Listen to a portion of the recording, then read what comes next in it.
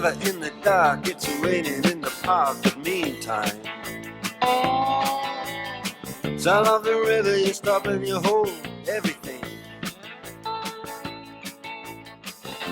A band is blowing Dixie, double fall time.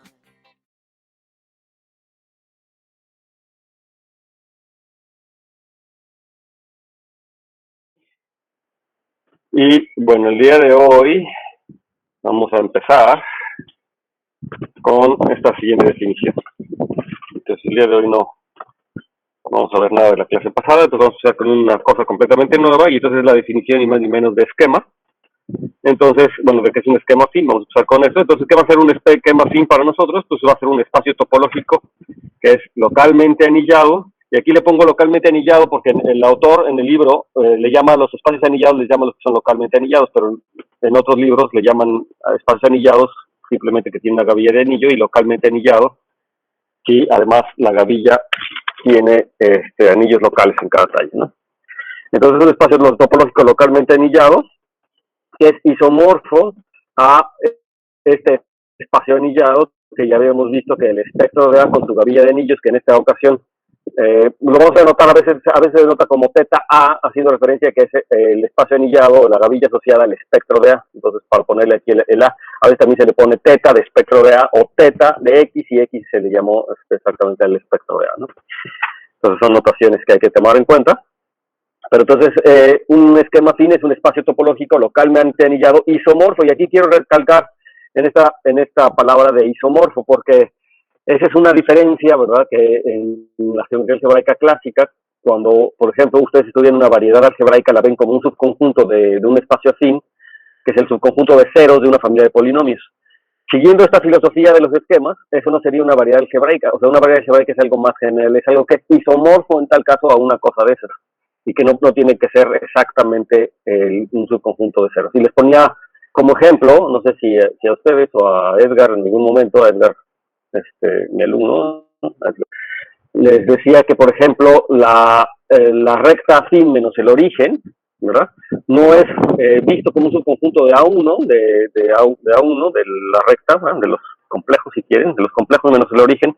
No es una variedad algebraica con la definición clásica, porque ese no es el conjunto de ceros de una familia de polinomios.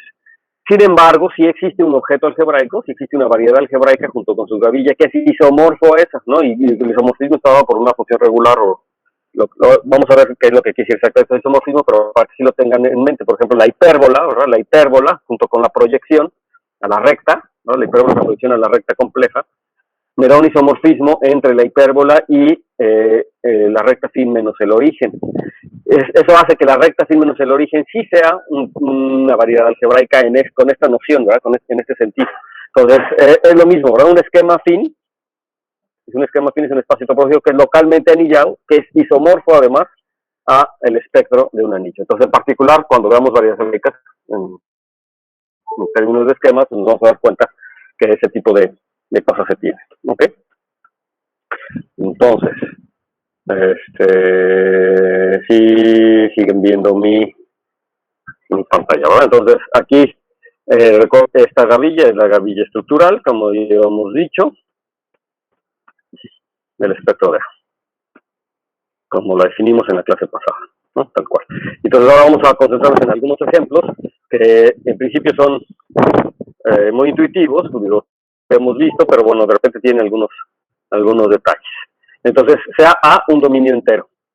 Entonces, cuando es un dominio entero, las cosas funcionan de una manera mucho más amable, y vamos a ver exactamente en qué sentido funcionan de manera más amable. Entonces, si yo considero el campo de fracciones como un dominio entero, yo tengo el campo de fracciones, y ustedes recuerdan que el campo de fracciones es ni más ni menos que localizar a mi anillo en el cero, en el ideal cero. Entonces, así lo estoy denotando, ¿no? Estoy localizando en el ideal cero, denotando a todos los elementos que son distintos de cero, ¿no?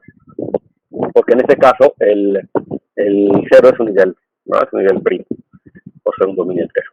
Entonces puedo localizar en ese ideal, y entonces la localización es el conjunto multiplicativo son dos elementos distintos de cero, y ese es exactamente el campo de fracciones. Entonces esto me hace también pensar al cero, como es un ideal primo, pues el cero también es un elemento en el espectro de A, y entonces quiero entender cómo son los tallos en este caso, ¿no? Entonces, en particular, el espectro de A tiene un punto, que es el punto asociado al ideal cero, y lo que me gustaría es localizar. Entonces, si yo localizo, por lo que vimos las clases pasadas, pues la localización o el tallo en este punto, pues tiene que coincidir con la localización en el ideal, y entonces es ni más ni menos el campo de fracciones, ¿no? Y podemos decir más, pues quién es la cerradura de ese punto. ¿Quién me dice quién es la cerradura de ese punto? Del cero.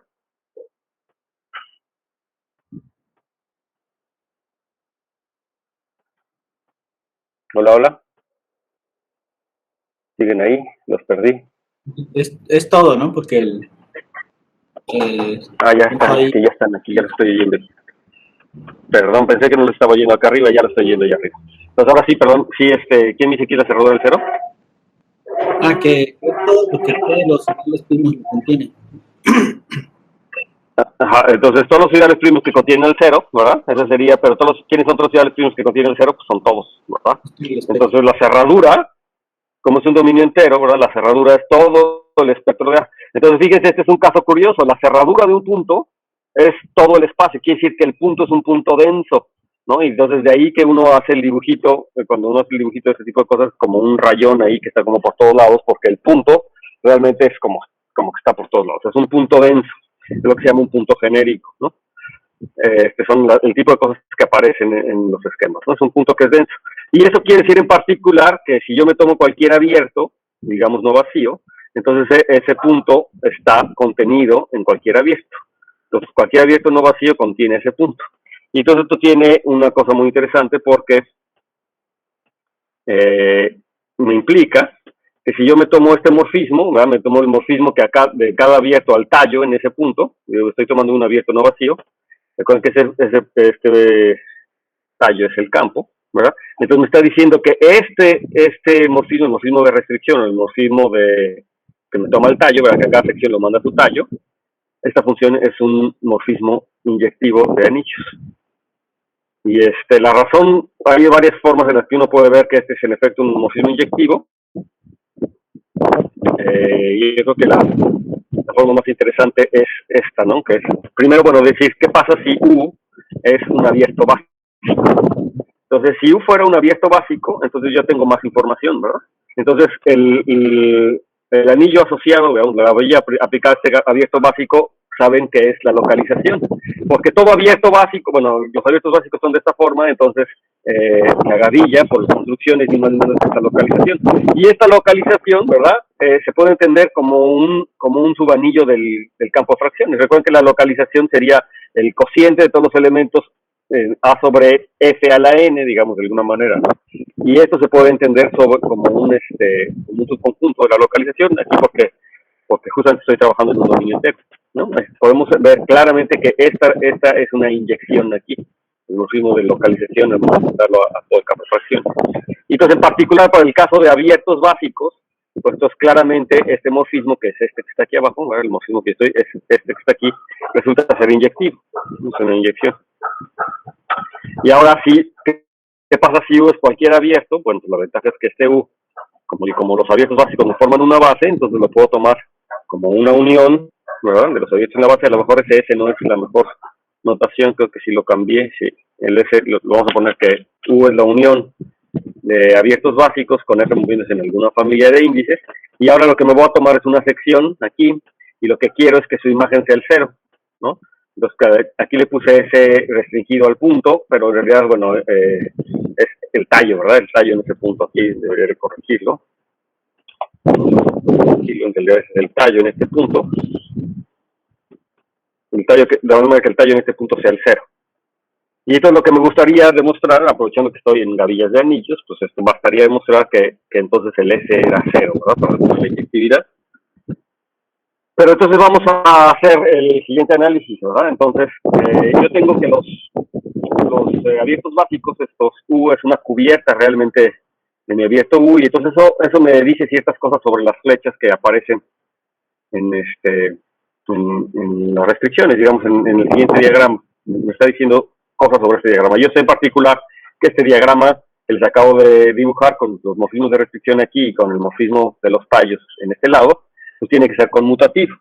Y entonces yo me estoy tomando una sección aquí arriba S, cuya imagen pues va a ser el 0, ¿no? Cuya imagen en el tallo es el 0. Pero como este diagrama es conmutativo, aquí abajo va a dar la restricción, ¿verdad? El abierto básico, y luego de aquí pues tiene que ir al 0. ¿verdad? Entonces lo que estoy diciendo, y esto pasa para cualquier abierto básico que cubren en la familia. Y entonces pues básicamente tengo que recordar que ser 0 es una propiedad local, ¿verdad? Entonces si es 0 para cualquier abierto de la cubierta, o sea, si me tomo un conjunto un conjunto que cubre, y es 0 para cada uno de estos abiertos en la cubierta, pues el morfismo es 0. Entonces eso es justamente lo que estoy diciendo. Entonces ese restringido F es igual a 0 para todo F en la cubierta o para todo DF en la cubierta, y por el axioma de gavilla, que ya sabemos que es una gavilla, entonces ese tendría que ser 0. Entonces esa es una de las primeras cosas que estamos viendo, que estos morfismos son inyectivos, ¿no? Claramente hice fuerte uso de esta noción que ustedes tienen que terminar de entender en caso que no lo tengan bien entendido, ¿verdad? Que este morfismo a la localización, al campo de fracciones es inyectivo, es también muy fácil de demostrar. Ok, más aún, lo que decimos es que si yo me tomo cualquier subconjunto BDU abierto, cualquier subconjunto BDU abierto, entonces también tengo el morfismo restricción de aquí para acá. Y entonces, justamente, eso también implica o va a implicar que este morfismo es inyectivo. Y aquí, lo que yo voy a invitarles es que ustedes hagan la demostración, digamos que ustedes me digan por qué este morfismo que está aquí es inyectivo. Y yo digo que la razón es muy parecida o se puede hacer de forma muy parecida a la que acabamos de hacer ahora, ¿no? Entonces,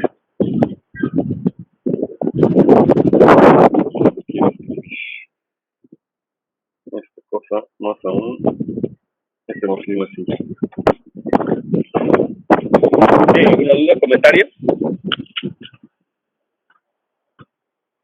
¿No? ¿Todo bien?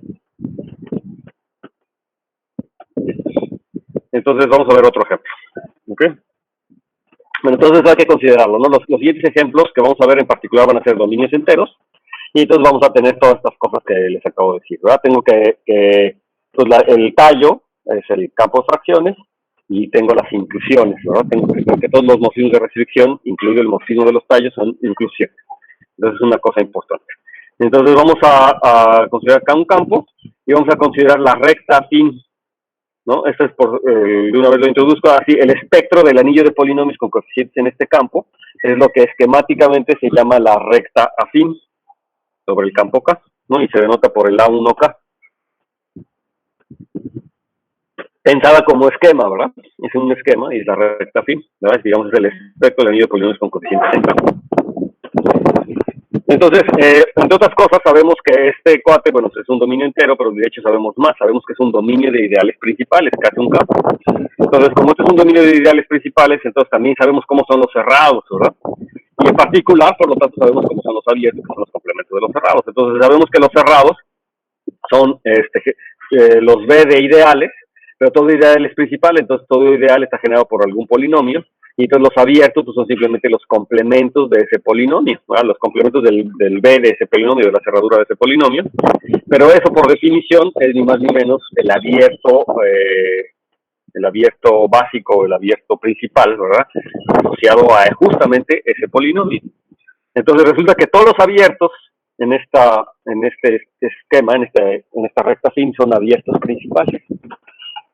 Entonces eso me ayuda mucho para decir pues que como la gavilla, escribir como es la gavilla en cualquier abierto. De hecho, básicamente ya tengo quién es la gavilla en cualquier abierto, porque justamente aquí la pregavilla o la vegavilla asociada, pues esa es la gavilla tal cual.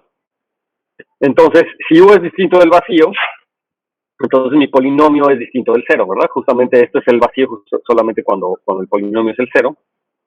Y entonces, ¿qué es lo que está pasando? Que yo puedo decir exactamente quién es el OX de U. Bueno, pues el OX de U, como es el OX del abierto principal, pues es la localización en este anillo, ¿verdad? Y entonces, la localización del anillo de polinomios en este polinomio P de X, pues entender que esto es justamente lo que estoy invirtiendo es al polinomio P de X, ¿verdad? O sea, estoy pegándole todos los múltiplos e inversos de P de X, ¿no? K de X es la localización. Pero este anillo ¿verdad? Por lo que vimos hace ratito en el ejemplo anterior, estos anillos son subanillos, se pueden entender como subanillos del anillo de funciones racionales, es decir, quién es el tallo, ¿verdad? De este esquema en el punto genérico, nuevamente en el cero es un ideal principal, pues sería la localización del anillo de polinomios en el ideal cero, y la localización del anillo de polinomios en el ideal cero es el conjunto de funciones racionales. Entonces, todos los anillos se pueden entender como subanillos de las funciones racionales, ¿no? Entonces, como subanillos de las funciones racionales, ¿cómo puedo identificar a estas localizaciones como subanillos de las funciones racionales? Pues yo digo que son justamente las funciones racionales, de tal manera que su denominador, ¿verdad? El denominador que aparece en la función racional, debe ser un divisor de P de X. Y aquí notar que no necesariamente, debe ser un divisor, o si aquí lo puse mal, porque podría ser una potencia de un divisor de P de X, ¿no? En realidad la cosa la puse mal aquí, no es necesariamente un divisor de P de X, pero sí puede ser un divisor de una potencia. Es decir, la idea es que si yo me tomo la definición tal cual de la localización, pues serían los cocientes donde el denominador es una potencia, ¿verdad? Es una potencia del polinomio P. Pero si yo elimino términos, ¿verdad? Lo que voy a estar eliminando, pues serían, es decir, si mi polinomio P no es irreducible, si es un producto de irreducibles o de potencias de irreducibles, entonces puedo ir eliminando términos del polinomio irreducible, pero como el polinomio P está elevado a una cierta potencia, entonces pues voy a ir eliminando potencias, ¿verdad? De las que están ahí. Entonces yo le puse que aquí es un divisor, pero no, en realidad cuyo denominador no necesariamente es un divisor de P, sino es una potencia, o es potencias de los divisores irreducibles de P, esa es la verdadera razón. Cuyo denominador son potencias, aquí déjenme ponerlo,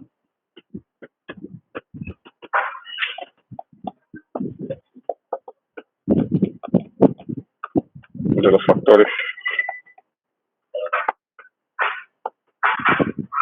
irreducibles de P. ¿Sí? O sea, solamente aparecen cuando una vez que yo hice reducción, ¿verdad? Se lo expresé en términos mínimos, ¿no? Como se llama. ¿De acuerdo? ¿Todo el mundo está de acuerdo con esa afirmación?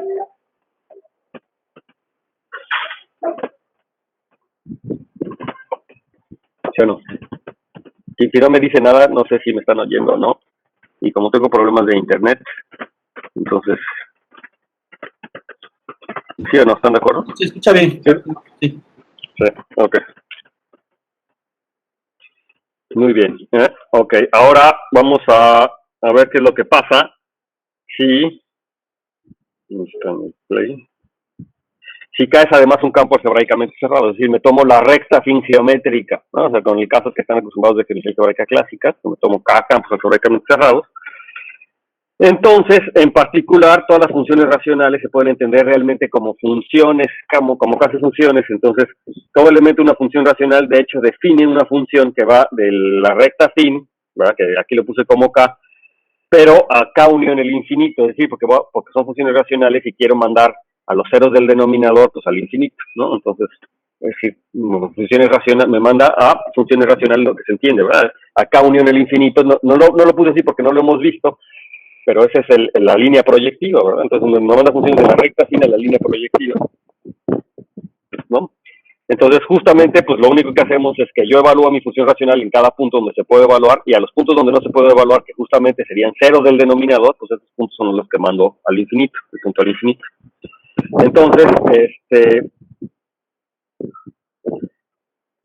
Entonces, justamente, si yo quisiera caracterizar al anillo de funciones, que le estoy diciendo el anillo de funciones, si yo quisiera caracterizar a este objeto, a la gavilla en el abierto U, decir qué funciones racionales son las que están en el abierto U, si yo lo entiendo como un subconjunto, ¿verdad?, de las funciones racionales, me gustaría decir qué funciones racionales son las que están en este abierto U. Y por lo que acabamos de decirles, son justamente las funciones racionales que no tienen polos en U, siempre que yo las interpreto como funciones racionales aquí adentro.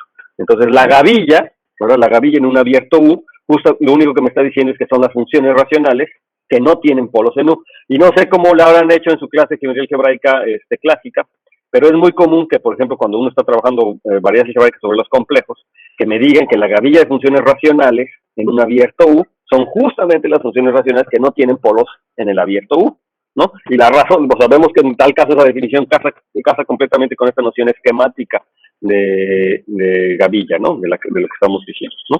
Entonces, también es una forma muy interesante de entenderlo, ¿verdad? Ver que sí se puede entender como funciones y que eso me va a querer decir que entonces sí va a poder hacer la geometría, digamos, compleja, la que uno estaba acostumbrado, al menos en el caso en el que las cosas coinciden. La recta sin compleja, si me tomo quiénes son las funciones racionales en un abierto, pues tendrían que ser las funciones racionales que no tienen polos justamente en ese abierto.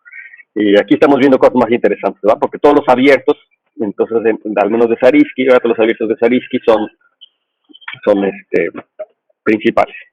La cosa con la geometría compleja es que también nos gusta o les gusta, ¿verdad? Tomarse abiertos que no sean abiertos de Zariski, sino abiertos con la topología compleja, ¿verdad? Y entonces ahí yo tengo otra gavilla, que es la gavilla analítica o sí, de funciones regulares. Pero bueno, al menos si me tomo abiertos de Zariski, es como la misma cosa.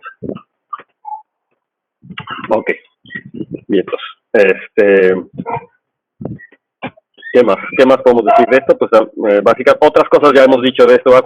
Cuando estudiamos este objeto como espacio topológico, pues vimos quiénes eran los abiertos, quiénes los cerrados y vimos varias cosas, ¿no? Que los puntos de estos. Entonces, esto hay que revisar, ¿verdad? Lo que habíamos dicho del espectro, simplemente como espacio topológico, pero ahora ya lo estoy viendo como un esquema, es decir, estoy también preocupándome por quiénes son sus funciones, ¿no? Y por eso es que ahora nos estamos centrando justamente en entender quiénes son las funciones. Ahora otro ejemplo que es muy similar al anterior, también porque es un dominio de ideales principales, es un dominio entero, pero que tiene un sabor más aritmético, pues es el espectro de los enteros. Ya habíamos estudiado nuevamente el espectro de los enteros como espacio topológico, pero no habíamos estudiado sus funciones. Lo que sí les habíamos estudiado eran sus funciones globales, es decir, habíamos entendido las enteros como funciones en todo número primo, y algo habíamos dicho al respecto, pero ahora es momento de entender pues cómo son las funciones en cualquier otro abierto. Afortunadamente ya tenemos nuevamente entendido como nuestra gavilla estructural. Y bueno, dado que hay ideales principales, entonces todo abierto de los enteros también es de la forma el complemento de B de un n, del ideal generado por algún n, como todos los ideales principales, así son todos los ideales, y entonces nuevamente es un abierto principal. Entonces todos los abiertos en el espectro de Z son abiertos principales dados por un número natural n, por un número entero. Si quieren un número natural, porque siempre el ideal principal, entonces siempre puede ser generado por un número natural, ¿no? Entonces, aquí, ¿qué pasa cuando el n es igual a 0? Entonces, ¿quién es mi abierto?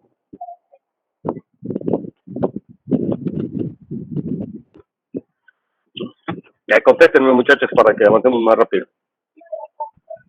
Y para que yo esté seguro que estamos aquí todos. ¿El vacío? Entonces, cuando n es igual a 0, dicen que es el vacío. ¿Por qué?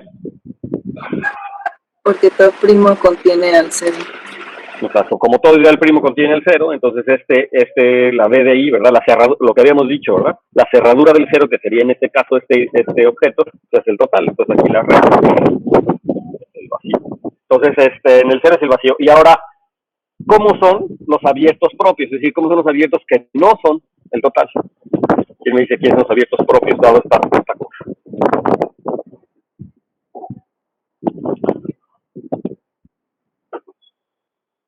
¿Cómo serían los abiertos propios en el espectro de Z?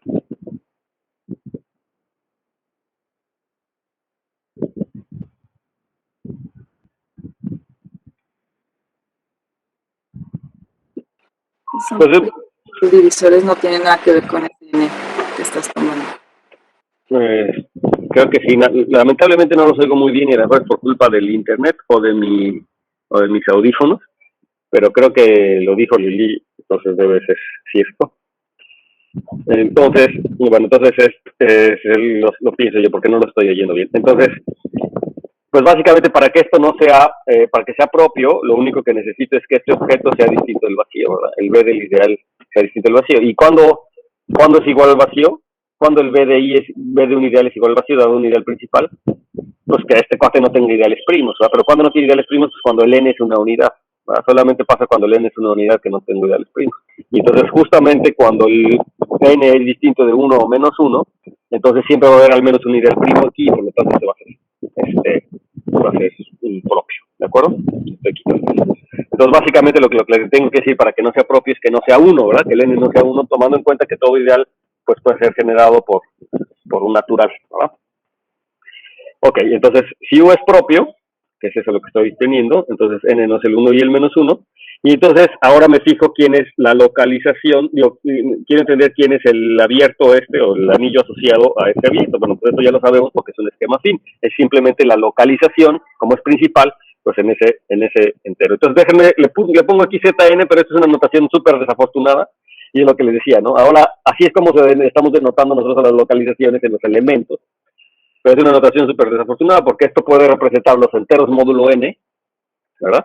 Pueden a los números n-ádicos, ¿verdad? Cuando estoy haciendo cosas como los números p-ádicos, pero aquí para n, los números n-ádicos. Y ahora tiene otra representación que es justamente la localización del anillo de enteros en este elemento n, que son cosas distintas. En principio hay relaciones, ¿verdad? Hay relaciones entre ellos, pero son cosas distintas. Entonces por eso de repente es mejor denotarlo así con la otra notación. Es los enteros, pero le estoy dividiendo, estoy pegando a n como inverso, ¿verdad? Y de hecho todas las potencias de n son invertibles, entonces lo que estamos haciendo es esto, z de 1 entre n. Y recuerden que esto, como estoy en un dominio entero, todos estos anillos se pueden entender como subanillos por las inyecciones que les acabo de decir, del campo en este caso, el campo de funciones racionales, el campo de fracciones son los racionales, ¿verdad? El tallo en el cero de esta gravilla, pues son los racionales, como habíamos visto anteriormente. Entonces, todas estas cosas son aquí. Entonces, ahora les hago yo esta misma pregunta. Si yo quiero identificar quién es este anillo, ¿verdad? Esta localización, como un subconjunto de los racionales, es decir, qué racionales son los que están en esta gavilla. Pues, o sea, ¿quién es la gavilla estructural en un abierto U, donde el U ya saben que son este abierto principal, ¿no?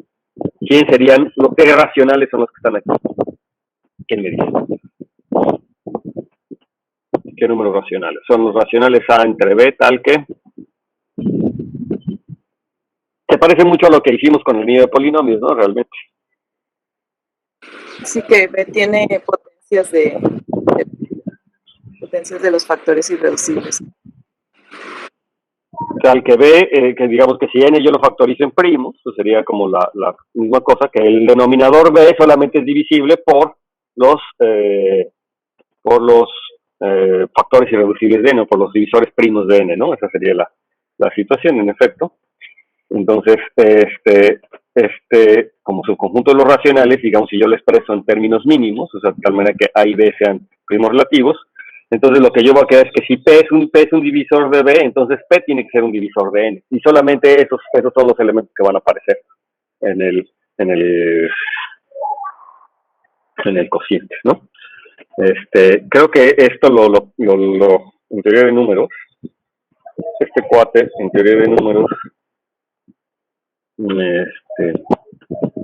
bueno, no sé, es que también está la otra notación. Si yo lo pongo entre paréntesis, no es lo mismo que hacer la localización en el ideal n, ¿no? O sea, hay que tener como cuidado con las notaciones y exactamente lo que queremos decir, porque yo podría pensar en los enteros, pero ahora localizados en el ideal n, ¿verdad?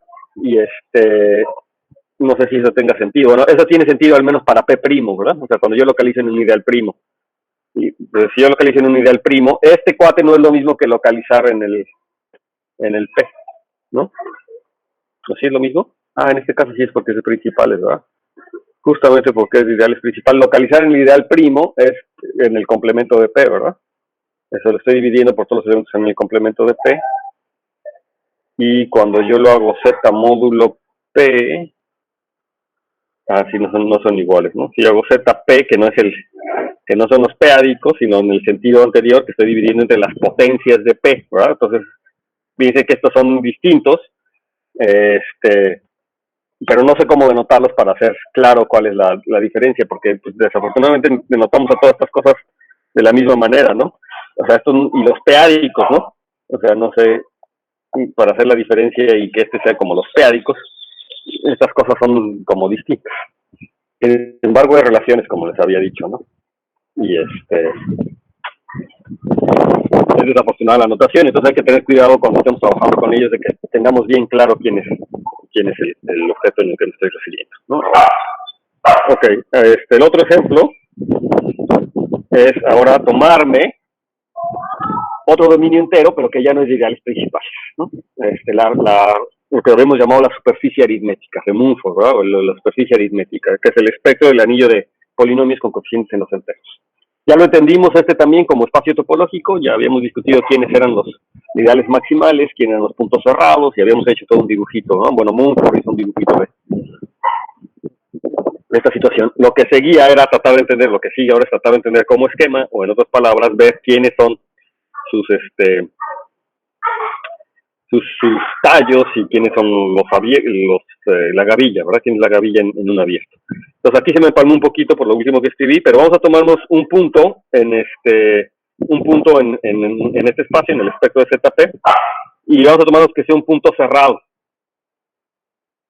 Y entonces ya sabemos que los puntos cerrados en el espectro de ZP se ven como ideales, ¿verdad? Este no es de ideales principales, pero sí es de dimensión 2, o sea que todo ideal puede ser generado máximo por 2 elementos, o lo más por 2 elementos.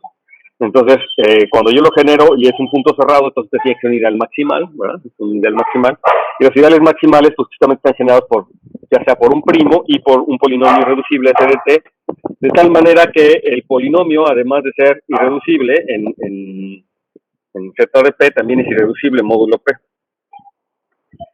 ¿Sí? Entonces eso es lo que habíamos visto la vez pasada cuando estudiamos esto, ¿no? Los polinomios, los puntos cerrados son ideales maximales que están generados por 2 elementos o por lo más 2 elementos, de tal manera que pues P es un número primo y F de T es un polinomio irreducible con coeficientes enteros, pero además tiene que ser irreducible cuando lo reduzca módulo P, ¿de acuerdo? Y esa es la razón de verlo, es muy simple, porque si yo hago el cociente del anillo de polinomios módulo ideal, pues me quedan los enteros módulo P, que es un campo finito, módulo el ideal generado por FDT o por la reducción del ideal generado por FDT, y eso va a ser un campo solamente cuando el FDT sea irreducible en el campo o sea, como irreducible con polinomio con coeficientes en el campo finito. Entonces yo no quiero que la reducción además sea un polinomio reducible. ¿Ok? Entonces, esos son los puntos. Entonces aquí yo voy a hacerlo para uno muy típico, pero estaría bien que ustedes tratan de encontrar quiénes son los tallos en el caso general, por ejemplo, al menos para estos puntos, ¿no? Que me digan quiénes son los tallos para cada uno de estos puntos cerrados. No es tan difícil, ¿no? Pero vamos a verlo en el caso, a ver si ahorita lo discutimos. Entonces, hay el caso típico, ¿verdad? Ese es el caso más sencillo, que es tomarme un primo, P, y la variable T. Entonces, la variable T, por supuesto que es irreducible, módulo cualquier primo P, de hecho, ¿no? Módulo cualquier primo P. Entonces, yo me tomo este es un punto cerrado, y como es un punto cerrado, entonces yo estoy interesado en el abierto correspondiente, es decir, en el complemento de este punto cerrado. Entonces es un abierto. Nada más que ahora, pues ya no es un abierto principal. ¿Quién me dice quién será este abierto como uniones de principales? O sea, hay una forma de describir, de dar una cubierta que sea más o menos evidente de este abierto en términos de abiertos principales. ¿Quién me dice quién serán los abiertos principales que cubren a este? O unos abiertos principales que cubren a este. ¿Quién será? Entonces el punto, recuerden que está dado por el punto P y el punto T. Entonces ahí les va un hint. Como cerrado o como ideal, ¿verdad? Este punto es la suma de 2 ideales, ¿no? ¿De qué 2 ideales? De P. De P y de T, ¿verdad? Es como la suma de 2 ideales. ¿Y cómo se comportan los cerrados con la suma de ideales, digamos? En este caso es una cerradura, pero ¿cómo se comportan los cerrados en la suma de ideales? ¿No? Y la suma a quién corresponde, ¿verdad? O sea, B de una suma a quién corresponde.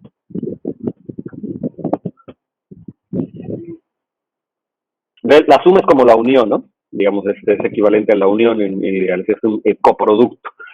Entonces, ¿quién es B de la unión? Pues sería la intersección de las B, ¿verdad? O sea, la B de una suma es la intersección de las B y su complemento pues sería la unión, ¿verdad? Entonces, yo creo que eso les ayuda a entender que esto tiene que ser así, ¿de acuerdo? O sea, como yo tengo que mi punto cerrado es igual a B de ese ideal, es igual a B de ese ideal, es un punto cerrado, y ese ideal, el ideal generado por P y por T es ni más ni menos la suma del ideal generado por P y la suma del ideal generado por T. Entonces, si hago esa dualidad o esa relación que tiene la cerradura o la B de un ideal, ¿verdad? Que me separa uniones en intersecciones y etcétera, y me fijo en sus complementos, entonces es fácil que ustedes se den cuenta, ¿verdad? Que entonces este abierto U, de hecho, es la unión de estos dos abiertos. Es decir, estoy cubriendo este abierto con dos abiertos básicos, ¿verdad? Y entonces esto está padre porque la gavilla, si yo quiero describir quién es la gavilla en este abierto, pues si yo sé quiénes son los abiertos básicos y tengo una cubierta de abiertos básicos, pues puedo decir, al menos en quiénes son los abiertos básicos, pero también voy a poder decir más porque además es un dominio entero. Entonces, como es un dominio entero, yo sé que yo tengo las restricciones son inclusiones. Entonces, en particular, este anillo pues va a estar metido aquí porque es una restricción, pero también está metido en el otro, ¿verdad? También está metido aquí porque también es una inclusión. Entonces, en particular, está metido en la intersección, ¿sí? Pero yo sé quiénes son estos y quiénes son estos, ¿verdad? ¿Quién me dice quién es este? Rapidísimamente. Rapidísimamente, ¿quién es este? Vamos a ver, Edgar Camacho. Ándale, Juan ya se había animado, ándale, Juan. La localización en P. ¿No? Es una local. La localización en el primo P, pues no es no hay nada más, ¿no? Es la localización en P. Y pues es la localización en T, ¿no? Ya para no perder tiempo, pues tiene que ser la localización en T. Entonces, fíjense, ahora vamos a pensar nuevamente a estos como subconjunto de la localización en el cero. ¿Quién me dice quién es la localización en el cero en este caso?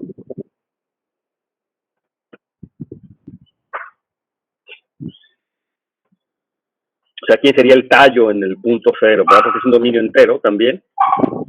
Entonces, ¿quién sería el tallo?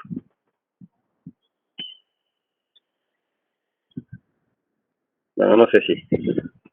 A ver, no quiero perder mucho tiempo. Pero piensen, ¿no? ¿Quién sería el tallo en el cero? Pues es un dominio entero, ¿verdad? Entonces es la localización, es el campo de funciones racionales. Ok. Y entonces, ahora, estos como subconjuntos de ese objeto grande, pues estaría pensando como funciones racionales cuyo denominador es una potencia de P, y esas a su vez son, bueno, también funciones racionales cuyo denominador es una potencia de T. Entonces, si lo piensan así, es fácil que se den cuenta, ¿verdad? Que la intersección de estas cosas, pues solamente contiene al anillo de polinomios, ¿verdad? O sea, no hay funciones racionales cuyo denominador sea una potencia de P que no sea la potencia cero de P, o sea, que no sea 1, y una función racional cuyo denominador es una potencia de T, ¿verdad? Y que se puede expresar de la misma manera, ¿no? Porque no va a poderlos matar unos con el P y con el T, etcétera. Es decir, ustedes pueden ver que no son equivalentes en las funciones racionales, ¿verdad? Ustedes van a poder ver incluso que no son equivalentes en las funciones racionales. Bueno, entonces si ustedes hacen este ejercicio, van a ver que los únicos que están en la intersección pues son Z de T, el anillo de polinomios con coeficientes enteros. Y este es un hecho muy interesante porque U es un abierto propio, ¿verdad?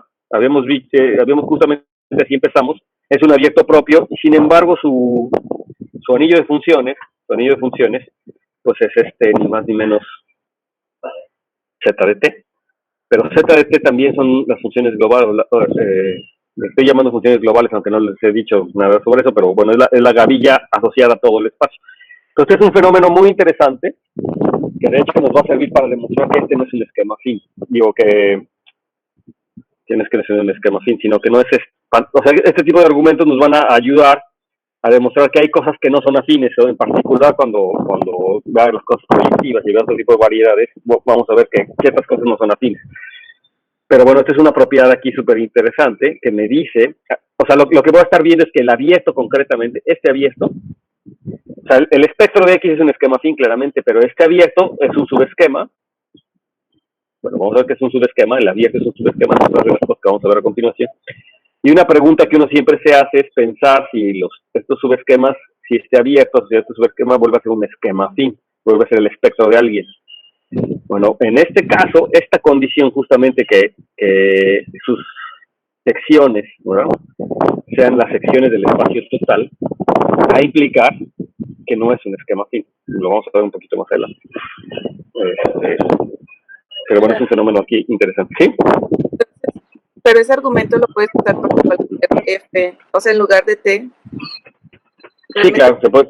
Para T, sí, pudo haber sido Cualquier polinomio reducible, ¿no? O sea, todo lo que les dije, aquí yo lo voy a hacer para T, pero pues lo pueden hacer para cualquier otro, ¿no? Entonces, este en particular no lo es, pero pues eso no quiere decir que los otros sí lo sean. Digo, los otros tampoco, ¿no?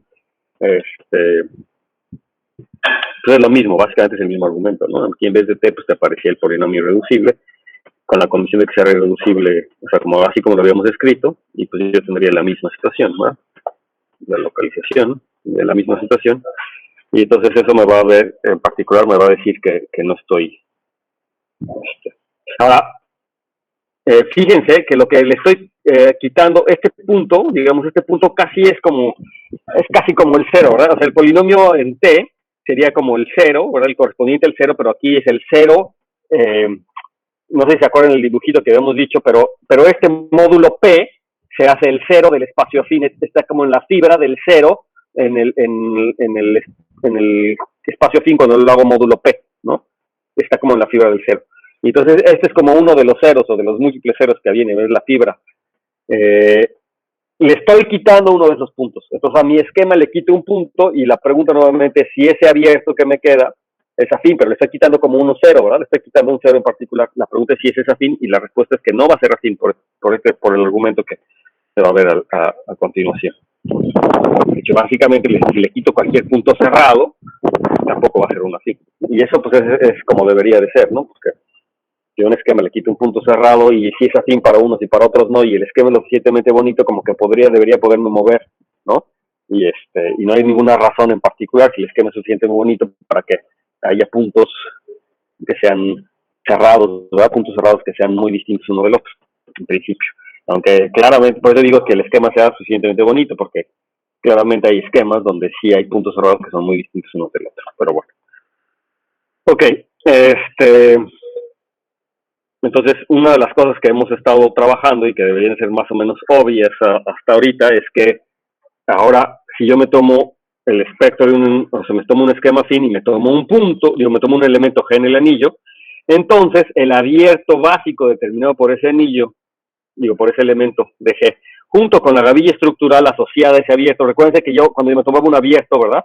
Yo podía asociarle a ese abierto la gavilla estructural, habíamos dicho que de hecho era un encaje, lo habíamos visto en espacios anillados, ¿verdad? Es la gavilla estructural asociada al abierto, que es justamente tomarme la gavilla y restringirla al abierto, es decir, cuando yo me tomo la inclusión, hacia el pullback, ¿verdad? O el asterisco, ¿cómo se llama? La imagen inversa, es la imagen inversa de la gavilla, justamente, esta cosa que es la imagen inversa de la gavilla o X en este abierto, bajo la inclusión, esto me daba una estructura de espacio anillado.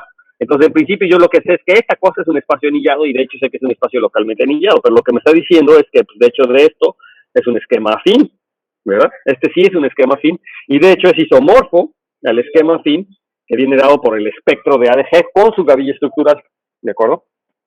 Esto debería ser más o menos obvio, aunque más o menos intuitivamente obvio, porque ya lo habíamos visto, ¿verdad? Que era un espacio anillado y habíamos visto que, bueno, esta gavilla pues debería de coincidir con esto. Lo que nos hace falta, o lo que hace falta que verifiquen, y por eso lo pongo aquí en amarillo y naranja, es que en efecto las gavillas que hay un isomorfismo a nivel de las gavillas.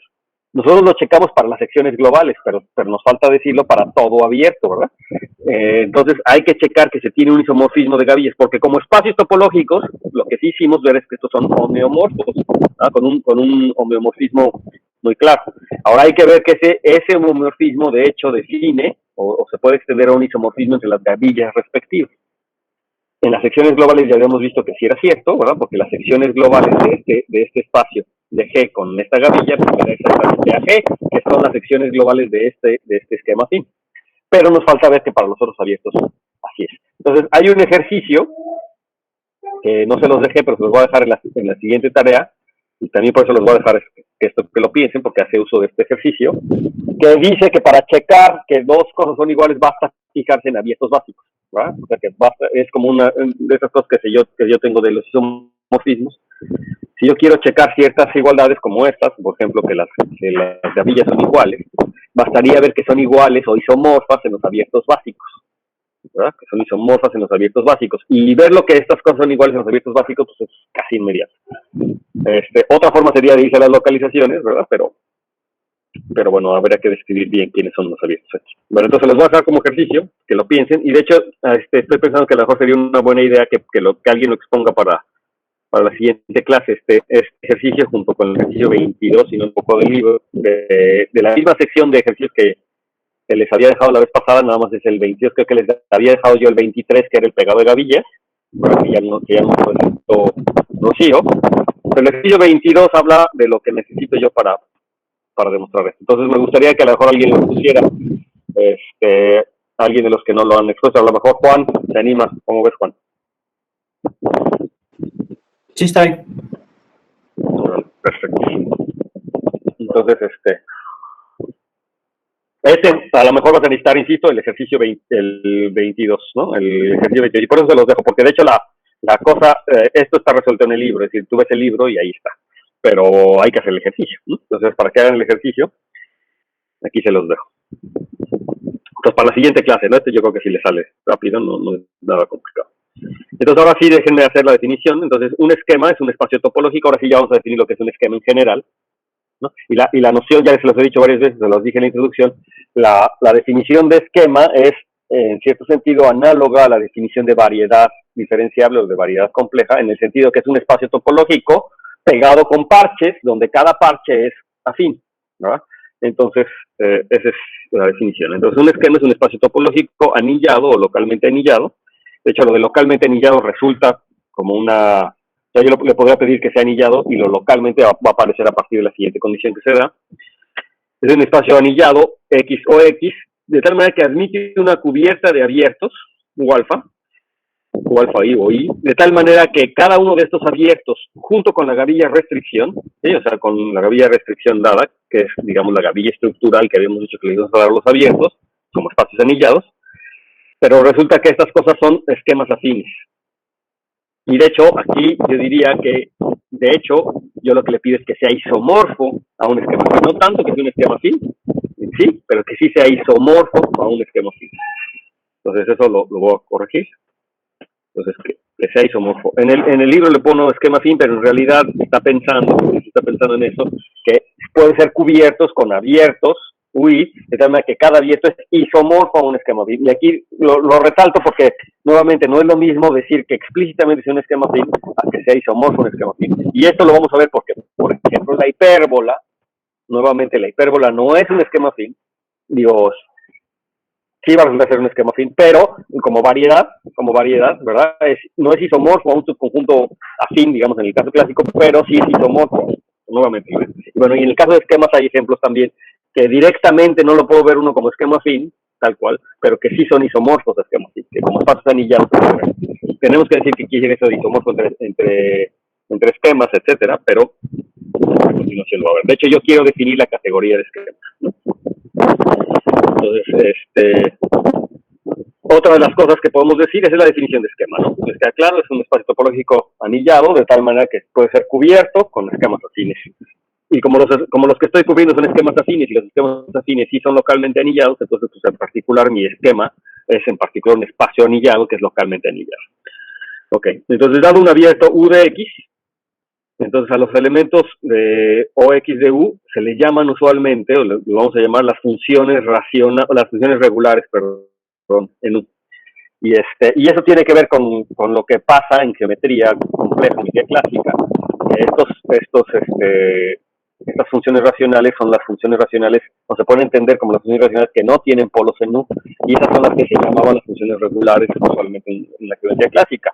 Entonces simplemente uno les llama igual, aunque en realidad, en principio, no son funciones, pero ya les he comentado varias veces que aunque no son funciones directamente, son simplemente elementos de un anillo, sí se pueden interpretar como funciones, ¿no? De hecho, creo que la vez pasada habíamos visto al menos que las funciones globales, de hecho en el espectro de los enteros o en el anillo de polinomios y en cualquier anillo, sí se pueden interpretar como funciones con sus respectivos con su respectivo cuidado, ¿no? Pero sí se pueden en general interpretar como funciones, pero digamos en principio pues son simplemente elementos de un anillo y les estamos llamando funciones regulares, ¿no? Pero entonces es un poco abuso de notación, pero así se llaman por costumbre y bueno, porque hay una cierta justificación también para ello. Entonces vamos a llamar funciones regulares, ¿de acuerdo? En funciones regulares. Ok, entonces ejemplos. Entonces, ejemplos de esquemas, pues bueno, ya vimos que todos esquemas afines un esquema en particular, porque la cubierta es la cubierta por ellos mismos, ¿verdad? Entonces es una cubierta, entonces admite una cubierta, entonces ya está, con eso basta, es un esquema afín. Por cierto que podría admitir otras cubiertas, ¿verdad? En particular, todo esquema afín también puede ser cubierto como espacio topológico, el espacio puede ser cubierto con abiertos básicos, y esos abiertos básicos con su gavilla estructural pues son esquemas afines también, por lo que acabamos de decir, y entonces también tendría otra cubierta de esquemas afines, ¿no? Es decir, hay varias cubiertas que pueden ser, o sea, mi esquema puede ser cubierto por varias cubiertas que sean esquemas afines. Ok. Entonces, ahora una cosa interesante es que si yo me tomo un espacio topológico anillado, y una de las preguntas es, ¿cuándo estos espacios topológicos anillados sí los puedo distinguir como esquemas? Es claro que no todo espacio topológico anillado es un esquema, pero ¿cuándo al menos sí puedo decir que sí un esquema? Entonces, si mi espacio topológico anillado tiene una cubierta abierta, de tal manera que cada una de esos abiertos, junto con su gavilla restricción, sea un esquema, entonces, aquí lo puse con la gavilla de restricción, porque no, esa es una nota importante, porque cualquier abierto, pues sí es un abierto, pero yo lo puedo dotar de muchas gavillas, ¿no? Lo puedo dotar de muchas gavillas, de tal manera que sea esquema. Eso sí es cierto, ¿no? Todo tiene un abierto y a lo mejor hay una gavilla que lo hace esquema, pero yo no quiero que sea una gavilla arbitraria, sino quiero que sea la gavilla que lo hace un encaje, ¿verdad? La gavilla que lo hace un encaje de espacios anillados, es decir, la gavilla de restricción.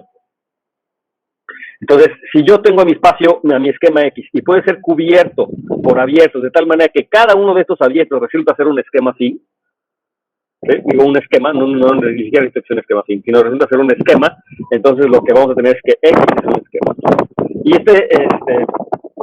la demostración igual es interesante, pero yo creo que es también una de estas cosas que hay que hacerla. No es difícil, pero es de esas cosas que yo creo que más vale que ustedes la hagan, por eso no la hice. Porque son de esas cosas que me ayudan a entender que estoy entendiendo la definición de esquema, ¿no? Entonces, notar que aquí yo no estoy pidiendo que sea cubierto por esquemas afines, sino simplemente es cubierto por esquemas, ¿no? Si es cubierto por esquemas, entonces resulta que también es un esquema. Y es algo bien poderoso. Yo digo que la idea no es difícil de demostración. Bueno, si está cubierto por esquemas, entonces en particular cada uno de esos esquemas está cubierto por esquemas afines, y esa debe ser una cubierta de esquemas afines del total, pero lo deberían de hacer con cuidado, ¿verdad? Con cuidado para que ustedes se convencen que en efecto también es un esquema afín, ¿no? Ok, entonces los pongo de naranja o de amarillo para que lo hagan.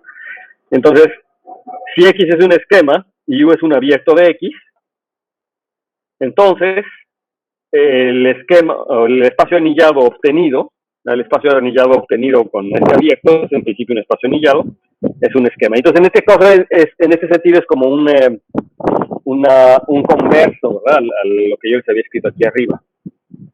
Porque aquí me está diciendo, básicamente lo que estoy diciendo es que basta que sea un abierto. Si es un abierto de un esquema, entonces esta cosa ya es un esquema automáticamente. Si se fijan, lo que le había dicho aquí más arriba es que si yo tengo un espacio anillado cubierto con una cubierta de abiertos de tal manera que cada uno de esos abiertos con su gavilla de restricción es un esquema, entonces esta cosa es un esquema. Entonces es el converso. Si ahora yo tengo un esquema y me tomo un abierto, pues ese abierto con la gavilla restricción pues resulta ser un esquema. Y también se los voy a dejar que lo hagan. Son ejercicios no tan difíciles. Y nuevamente aquí, ¿cuál sería la idea? Pues bueno, la idea es que si yo tomo la cubierta por abiertos afines, ¿verdad? Por esquemas afines, entonces esa cubierta está dada por abiertos y esa cubierta intersección U también es una cubierta de U, ¿verdad? Algo estás diciendo, Leonardo, y no te oigo porque tienes tu micrófono apagado. Ah, ¿no? No me estás diciendo a mí. Es que vi que estás hablando. Ok. Bueno, entonces, lo que les digo es que si yo tengo la cubierta por esquemas afines o la cubierta por abiertos afines, ¿verdad? Por esquemas afines de mi esquema, entonces esa cubierta de abiertos también es una cubierta de U, o bien U intersección esos abiertos también es una cubierta de U. U intersección esos abiertos es una cubierta de U. Y ahora hay que ver que esas intersecciones, ¿verdad? Si no son afines, son casi afines, se pueden cubrir por afines.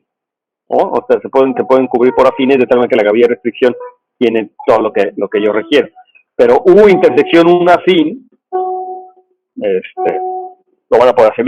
Yo digo que se pueden hacer si se fijan muy bien en los básicos, ¿verdad? O si se toman el esquema, dado un esquema tiene una cubierta de abiertos, entonces afines, entonces, y cada uno de esos abiertos afines van a poder cubrir con abiertos básicos, que también a su vez son esquemas afines, y entonces resulta que ahora tienen una cubierta por abiertos básicos afines en su esquema, y ahora cuando yo hago intersección con el U de estos abiertos, entonces ahora sí ya van a poder decir que son afines, y son subesquemas afines, y entonces van a poder tener la intersección. Entonces ya les digo cómo está la demostración, la idea de la demostración para que lo hagan. ¿Sí les quedó claro la idea? O sea, como por dónde va la cosa.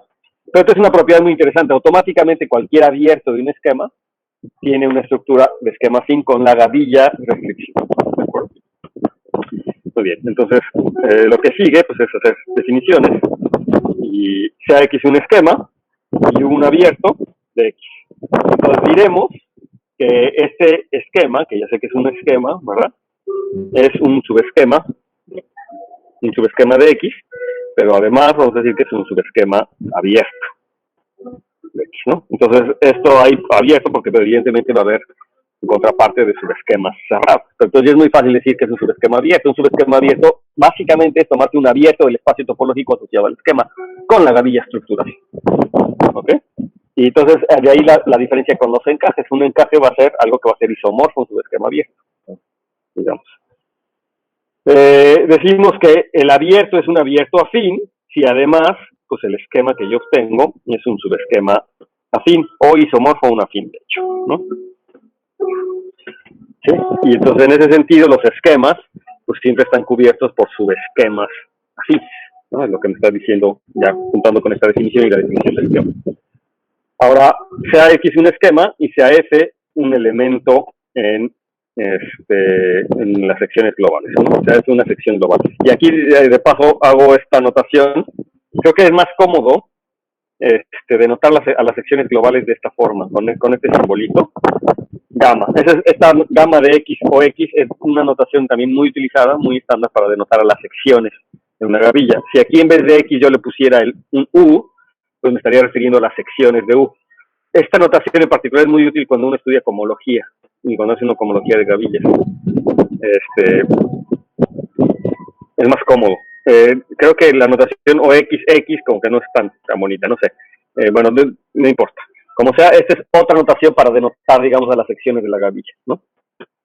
Esto me hace como una idea de que las secciones son como un funtor, ¿no?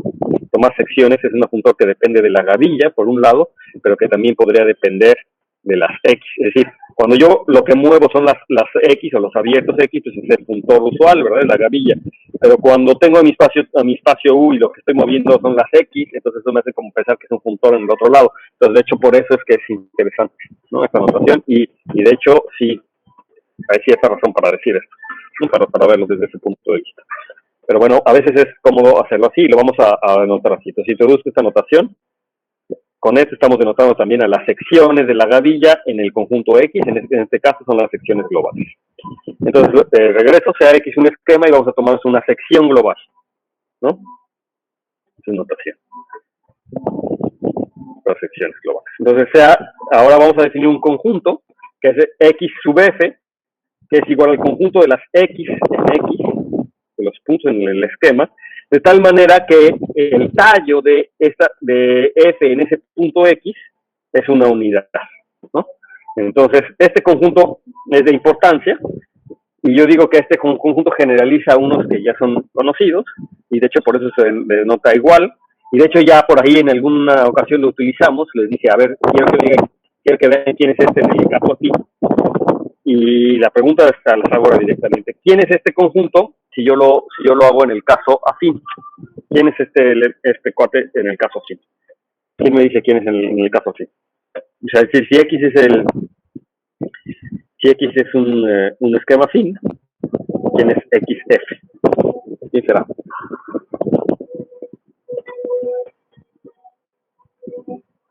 ¿Se entiende cómo se define XF? Entonces, yo fijo una sección F, una sección global, y ahora me fijo en todos los elementos X en X cuyo tallo resulta ser una unidad.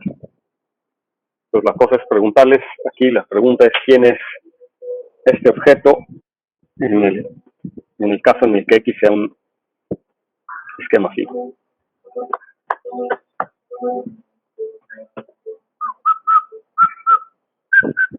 ¿Alguien que se le ocurra una idea? A ver si yo lo escribí. No lo escribí. Muy bien, no lo escribí yo, para que ustedes lo hagan.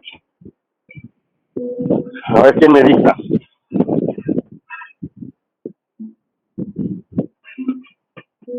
¿Alguna conjetura? A ver quién conjetura alguna cosa. Haz la conjetura obvia. Si es que si no me contestan, no sé si le estoy hablando a nadie. Si, como no los veo, mi internet no está muy bien y yo no los veo, contéstenme algo para saber que están ahí.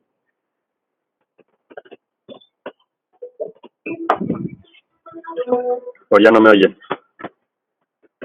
¿Será que ya no me oyen? Hola, hola, hola. Hola, hola, hola. Sí, no me están oyendo. Sí, se escucha bien. Sí me están escuchando, nada más no tienen idea de quién es ese XF. ¿Es eso? ¿Será eso? Me digo que, a ver, hacen una conjetura, nada más una conjetura, aunque no sea cierta. ¿Quién conjeturan que es ese XF en el caso afín? Tal vez el DF, algo que tenga que ver con el DF o el DD. Exacto, entonces aquí algo tiene que ver con el DF. Yo les digo que es exactamente el DF. Y de hecho, justamente este objeto generaliza a los DFs. Y de hecho, casi, digo casi, porque no es cierto completamente, pero casi les voy a poder utilizar como los abiertos básicos, o sea, como los DFs. En particular cuando se refiere a tomar, yo me gustaría saber quiénes son los... Va a resultar ser un abierto, eso sí es claro, va a resultar ser un abierto, y además voy a poder decir quién es el anillo y quién es la gavilla en este abierto, y va a resultar ser muy parecido a lo que le estoy diciendo. Entonces, lo que yo digo es que en el caso afín es exactamente el DF, y yo digo que no es tan difícil darse cuenta de que quién es eso. Entonces, si X, vamos a ponerlo aquí, si X es el espectro de A, entonces vamos a tomarnos ahora F, una sección global, pero la sección global, pues las secciones globales son los elementos de A, ¿de acuerdo? Porque las secciones globales de la gavilla estructural del espectro de un anillo, pues es el anillo A, ¿de acuerdo? Todos estamos hasta aquí. Entonces es tomarme F en A. Y entonces ahora sí vamos a ver quién es el XF. Bueno, pues es el conjunto de los X en el espectro, y ahorita lo voy a poner así nada más para que sea la misma definición, tal que F localizado en X es una unidad, eso quiere decir que está en asterisco, ¿verdad? Es una unidad en, no, es una unidad no en la localización. ¿Quién es la localización? Pues la localización, le tendría que decir quién es, ¿verdad? O sea, a ver quién me dice quién es la localización en este punto X. X es así. La localización, o sea, ¿quién es el tallo? Pues yo sé que es la localización, pero ¿quién? O sea, lo que pasa es que el X en el espectro de A corresponde a un ideal primo, ¿verdad? Y entonces el tallo en ese punto es la localización en ese ideal primo. Entonces, normalmente nosotros haríamos una cosa como esta, ¿no? Es AP de X asterisco. ¿Sí? Sí, sería, sí, ¿están de acuerdo? Entonces sería esto. Entonces aquí, déjenme borrarle este X mejor, para que quede así, y entonces déjenme ponerle P aquí, de tal manera que F en el tallo, y aquí en vez de ponerle F en el tallo, pues vamos a ponerle algo más bonito, que sería F módulo 1, pues que se entiende que es la localización, y en vez de ponerle este P aquí, pues vamos a ponerle AP, simplemente. ¿Están de acuerdo que este es el conjunto que yo estoy estudiando? Es el conjunto de los primos, de tal manera que F, su clase, a la hora de fijarme en su localización, F módulo 1, o sea, F dividido por 1, es una unidad módulo P. ¿Pero qué quiere decir que F módulo 1 sea una unidad en P, en la localización de P? ¿Qué quiere decir eso? F no está en P. Quiere decir que F no está en P, ¿verdad? Y entonces esto lo puedo escribir como ¿quién? El conjunto de los primos en el espectro de A, de tal manera que F no está en P. ¿Y esto quién es? Pues DD, ¿no? Tal cual. Entonces ya vimos que estos objetos, que estos cuates corresponden ni más ni menos a los abiertos básicos, ¿no? Corresponden a los abiertos básicos. Al menos en el caso afín, sí, y estos objetos nos van a generalizar y a veces son muy útiles para demostrar algunas cosas. Como les digo, ¿no? Por eso es que estamos haciendo atención. A todo el mundo le quedó claro este caso, ¿verdad? Que tienes el XF en el afín. De hecho, el libro de Eisenburg, en el de Eisenberg, del de esquemas Eisenberg-Harris, a los abiertos básicos los denota así. Sí, justamente los abiertos básicos los denota así. Entonces, en vez del DDF los denota tal cual. Muy bien. Entonces vamos a ver la siguiente proposición, y esa es una de las razones por las que introduje esa definición, es que si X es un esquema y F es una sección global, como hace rato, no tomo una sección global, entonces este conjunto que acabo de definir, XF, es un abierto, y más aún, si X además si X además tiene esta propiedad, que es que admite una cubierta finita de abiertos afines. Recuerden que los abiertos afines, ya saben qué es lo que quiere decir, ¿verdad? Que son isomorfos de un esquema afín, tal que para cada UI intersección U J también tiene una cubierta finita, ¿verdad? Afín, por afines. Entonces, lo que yo voy a tener es que este morfismo, ¿verdad?, de restricción induce un isomorfismo entre las secciones globales, que es un anillo localizado en F, y el anillo el anillo OXF. O sea, esa es la generalización.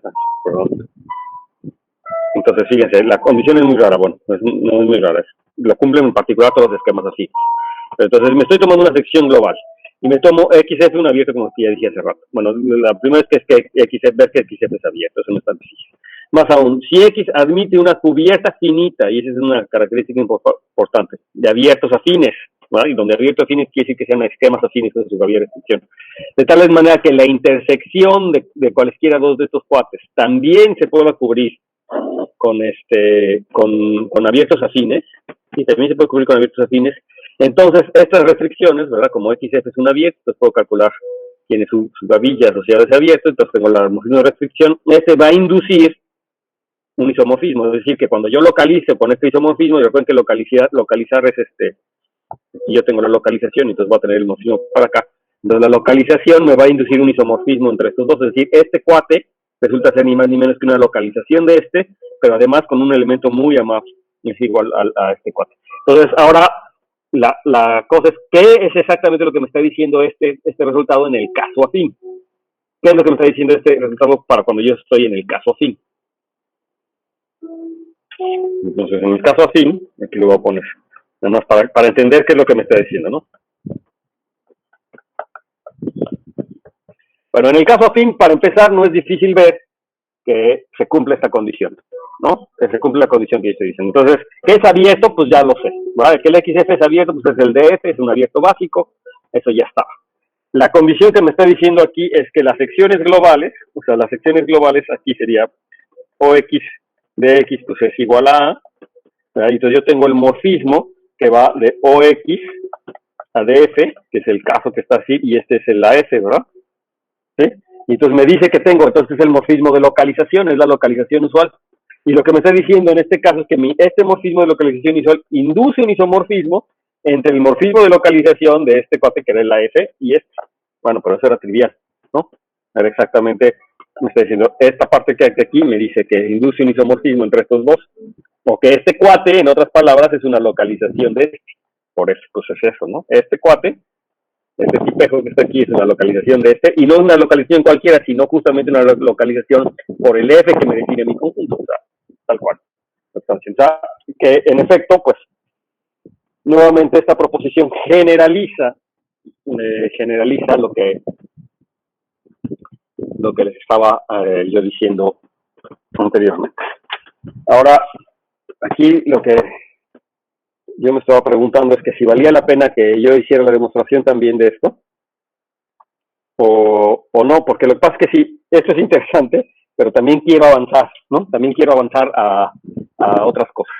Entonces, yo creo que vale la pena, yo creo que sí vale la pena que revisen la demostración, pero como quiero avanzar, entonces estaría bien que mejor la pensaran ustedes, yo creo, y nuevamente también, o sea, también me ayuda a entender las cosas que yo estoy haciendo. Entonces, igual me gustaría que alguien me expusiera esto mejor. ¿no? Que alguien lo exponga. Yo creo que es más, eso es más ilustrativo. Dado que les he dejado poca tarea, en realidad, yo creo que lo mejor es que lo intenten hacer. Y lo intenten exponer. De hecho, se los digo, la demostración está en el libro y son 3-4 líneas. O sea, no es nada complicado. Lo único que tienen que hacer realmente es entender bien esa demostración y llevarla a cabo, ¿no? Y exponerla para que terminen de entender. Entonces, igual, ¿qué les parece si ahora le dejamos esta a... ¿Quién no ha expuesto? ¿Quién no ha expuesto?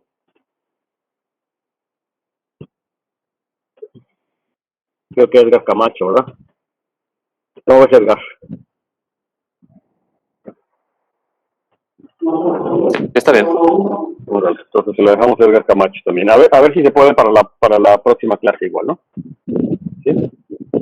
Entonces aquí le voy a poner a Edgar. Y la otra tocó a Juan, ¿verdad?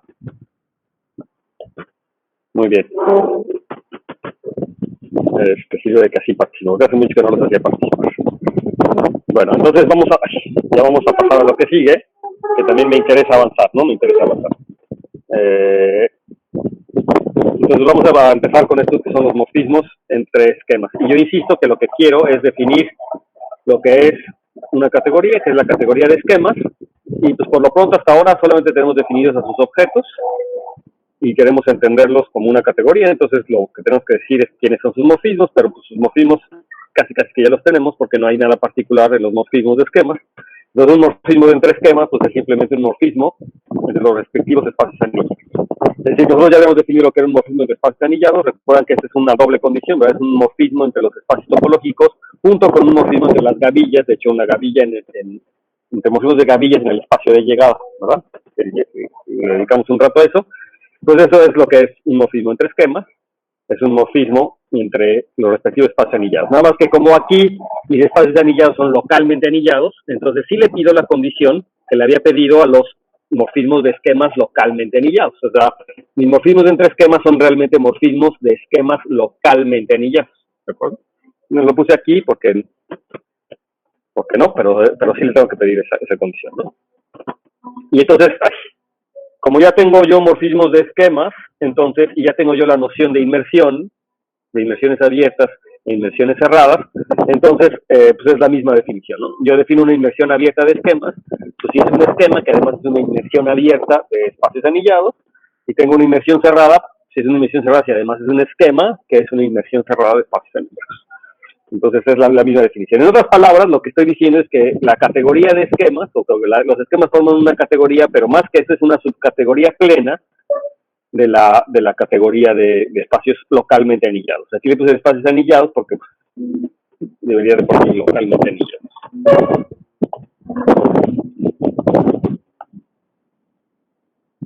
Y es que lo que pasa es que les insisto que el libro le dice anillados a los que son localmente anillados. O sea, él toma de entrada los anillados como localmente anillados.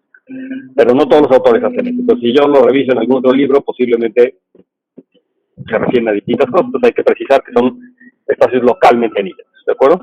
Y recuerden que, la condición de localmente anillados me da una condición en los ideales maximales que provienen de los anillos locales, ¿verdad? Que tiene que mandar el ideal maximal dentro del otro ideal maximal. O que la imagen inversa del ideal maximal es el otro ideal maximal. Entonces es la condición que yo le estoy pidiendo, ¿no? Entonces recordemos que ahora recordamos que si yo tengo un morfismo de anillos, es decir, un homomorfismo de anillos, entonces este homomorfismo de anillos me induce o define una aplicación continua entre los respectivos espectros como espacios topológicos, ¿no? Entonces me define una aplicación continua que le llamamos el espectro de phi entre el espectro de B y el espectro de A. Recuerden que era contravariante y esta aplicación era continua. Y de hecho habíamos visto que la imagen inversa de un abierto básico era un abierto básico. Pero ahora ya tenemos otra estructura en estos espectros, ¿no? Ahora ya tenemos una gavilla y sabemos que son esquemas afines. Entonces la pregunta es que si esta cosa también definirá un morfismo entre los respectivos esquemas afines, ¿sí? Entonces vamos a denotar por f de phi justamente a este espectro de phi. Para no estar cargando el espectro de phi, entonces denotamos por f subíndice phi. Y entonces la proposición es que justamente si phi de AB es un homomorfismo de anillos, entonces existe un morfismo de esquemas Recuerden que los morfismos de esquema pues son morfismos de espacio anillados, que uno va a estar justamente este morfismo que ya sabemos entre los espacios topológicos, ¿verdad? Que es un morfismo continuo, y este es el que no les he dicho quién es, ¿no? Este es el FC gatito, que es el morfismo de las gavillas respectivas, pero pues tiene que ser lo suficientemente amable porque ya nos estamos imaginando qué es lo que tiene que pasar, al menos en las secciones globales ya sabemos qué es lo que tiene que suceder. Entonces yo le digo, existe este cuate, de tal manera que en los espectros se comporta como tiene que ser, o sea, tal que CDC, bueno, tal que el morfismo continuo pues es el que ya habíamos dicho quién es, pero en las gavillas, en efecto me define un morfismo de gavillas, pero cuyo morfismo en las secciones globales pues me recupera el original sí. O sea, cuando lo morfismo en las secciones globales es el sí. Eso ya lo sabíamos, ¿no? Eso ya lo tenemos, porque ya sabíamos que digamos esas cosas más o menos pasaban, ¿no? Pero ahora lo que me está diciendo es que ese morfismo de gavillas es un morfismo de gavillas, y este morfismo de gavillas en efecto coincide con el sí cuando me voy a las secciones globales. O sea, me respeta eso. Y además, pues también me debería de decir quién es en los abiertos afines, ¿no? Como quién creen que sean los abiertos afines. Digamos, en los abiertos, más que en los abiertos afines, en los abiertos básicos, ¿no? Como quién debería de ser el morfismo en los abiertos básicos. Entonces, recuerden que la imagen inversa de un abierto básico era nuevamente un abierto básico, y entonces yo tengo las localizaciones. Entonces debe de coincidir en los abiertos básicos justamente con ese morfismo de las localizaciones. Y de hecho la forma en la que se hace esto es justamente partiendo de eso, partiendo que en los abiertos básicos yo digo quién es, y si yo digo quién es en los abiertos básicos, entonces luego lo voy a poder extender a todo el espacio. ¿Sí? Si ni yo hasta aquí había hecho mi clase, dije hasta aquí, como dije, ya son de seguro tantas hojas, hasta aquí seguramente voy a llegar, y ahora me doy cuenta que sí, que sí no se había dado tiempo de verlo, pero pues toda la cosa yo creo que no es nada difícil, ¿verdad? Porque justamente esa es la idea.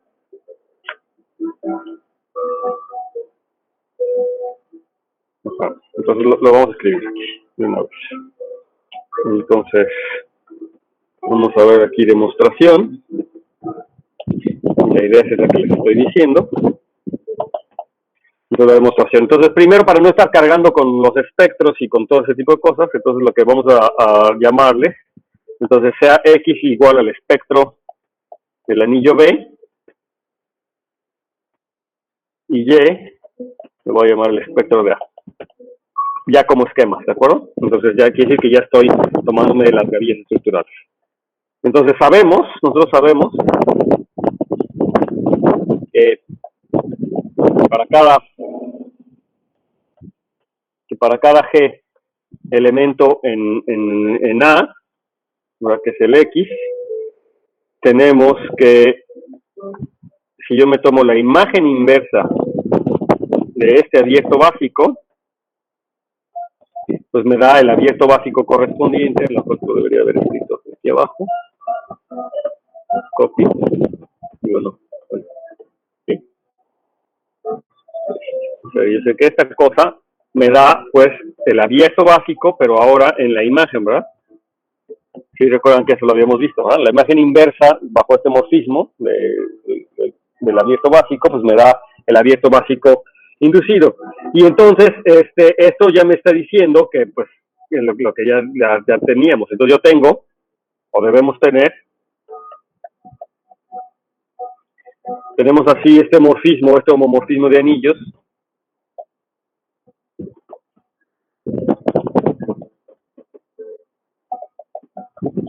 Este homomorfismo de anillos, pues lo voy a poner aquí, lo voy a poner del café. Oye, de G, y es el homomorfismo que va a oye, a B de el abierto básico, que es igual a lo voy a poner como en términos de la gavilla, ¿verdad? Que es el sí, abajo de OX, de DG, o sea, este es el que yo quiero que tenga, pero les quiero decir, bueno, ¿quién debería de ser este? Bueno, pues es que justamente hay que ver quiénes son estos elementos, ¿verdad? Este cuate ya sabemos quién es. ¿Quién es este cuate? ¿Quién es este elemento? Bueno, pues es la localización, ¿verdad? Lo hemos visto hasta alcanzar, si es un esquema afín, es la localización en el punto G. Recuerden que Y es el espectro de A, ¿verdad? y entonces hicieron una sección global, entonces un elemento de aquí, entonces es la G, y entonces ahora por otro lado, ¿quién es este? ¿No? ¿Quién es este cuate? Si recuerdan bien, por la definición de este cuate era justamente OX en la imagen inversa, o sea, era OX en D de phi de G, ¿verdad? Por la definición de la gavilla, o de la imagen inversa de gavilla, o sea, F asterisco F phi sub asterisco es un morfismo de gavillas, y por la definición, pues esto me da que es el anillo, es el OY aplicado en la imagen de D de G, o sea, en D de phi de G, y eso no es difícil que ustedes se den cuenta que es el D del phi de G, ¿de acuerdo? ¿Sí? Y entonces eso es lo que yo tengo. Y entonces, ¿quién es? Si yo quiero definir quién es el morfismo, pues les tendría que decir quién es más bien este morfismo que está aquí. ¿De acuerdo? O sea, el decir quién es este morfismo es ni más ni menos decirles quién es este morfismo. ¿Quién será este morfismo? Tomando en cuenta que yo tengo mi morfismo original de anillos que va de A a B, y que B y que G, y que este es la imagen, ¿verdad? De ese elemento. Pues, ¿quién es ese morfismo? ¿Quién me dice quién es? Bueno, que les ayudo tantito, ¿verdad? Si yo me tomo aquí un A entre G a la N, que es un elemento aquí, ¿a quién lo mandan? Pues ¿a quién? Pues tendría que ser a lo que tiene que ser, ¿verdad? Pi de A entre pi de G a la N, ¿no? Ese es el morfismo más natural que se me puede ocurrir. Y este tiene que ser un morfismo de anillos, ¿de acuerdo? Ustedes pueden checar que es un homomorfismo de anillos. Entonces, bueno, ya tengo la propuesta, digamos, ya tengo la propuesta de mi morfismo, digo, al menos en los abiertos básicos, en un abierto básico, así debe de ser. Y si es este mi morfismo en un abierto de básicos, ¿cómo le hago para definirlo en toda la gavilla?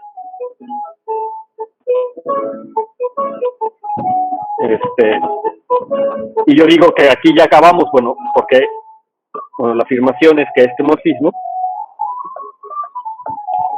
es un morfismo en la B gavilla asociada.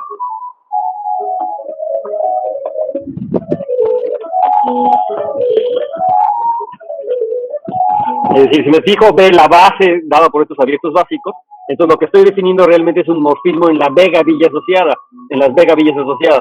Y ustedes saben que cualquier morfismo en las B gavillas, pues, determinó un morfismo en la gavilla, justamente esa era la cosa. Ahora, lo único que tendría que ver es que en efecto es un morfismo de las B gavillas, y eso quiere decir que este morfismo que acabo de definir es compatible con las restricciones, pero eso es casi inmediato, ¿no? Que es compatible con las restricciones, pues por la definición propia que le acabo de hacer, por lo que acabamos de ver que si es un morfismo de gavillas, es inmediato ver que es compatible con las restricciones. Si quieres te lo pongo aquí. Es compatible con restricciones. Que sea compatible con las restricciones básicamente es lo que me faltaba ver para que era un morfismo de B gavillas. O sea, que para las B gavillas se funcionaba bien. O sea, yo tengo mis B gavillas, tengo mi morfismo de B gavillas, y entonces este morfismo en las B gavillas pues se extiende nuevamente a un morfismo de gavillas. Bueno, pues siempre que yo tengo un morfismo entre B gavillas se debe extender a las B gavillas. Esto es nuevamente parte del ejercicio 22 que va a demostrar Juan, ¿no? Entonces no lo hemos visto, pero es lo que les decía yo la vez pasada, ¿no? Cuando vimos el ejercicio que iba a hacer Juan, que bastaba definirlo en los abiertos básicos para que entonces yo tuviera un morfismo de gavillas. Ese es el ejercicio 22. Entonces, por eso también está interesante que lo piensen. Entonces, basta que yo define un morfismo entre las B gavillas respectivas para que entonces me determine un morfismo en las gavillas. ¿De acuerdo? Y entonces esa es la idea. Pero aquí siempre podemos rescatar esta cosa interesante, que yo sé quién es o quién debería de ser este morfismo en los abiertos básicos. Y eso me basta para definir cómo es el morfismo. Entonces, es algo bien interesante las B gavillas, ¿no?